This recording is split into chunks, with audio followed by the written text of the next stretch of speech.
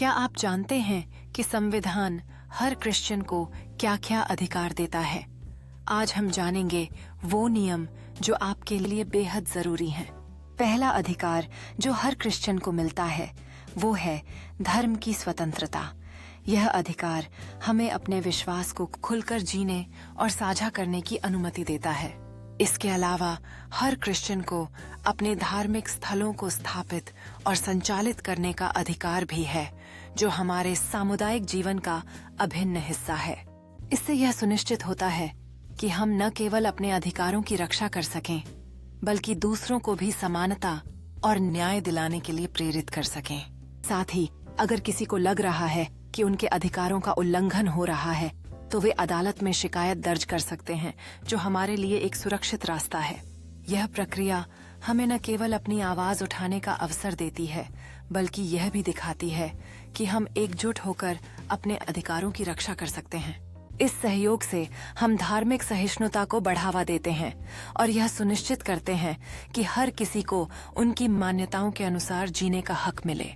इस प्रकार की बातचीत हमें न केवल एक दूसरे को समझने में मदद करती है, बल्कि विविधता में एकजुटता का संदेश भी फैलाती है। इससे आने वाली पीढ़ियों को यह सिखाने का अवसर मिलता है कि भिन्नता में शक्ति है और एक साथ रहने में खुशी है।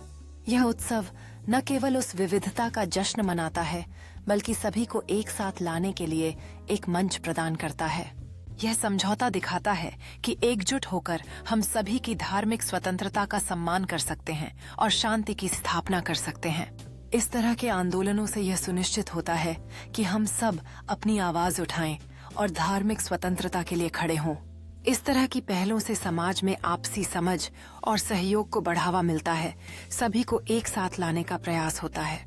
साझा भोजन हमेशा एकता और सहयोग का प्रतीक होता है, जहां सब मिलकर एक दूसरे के अनुभवों का जश्न मनाते हैं।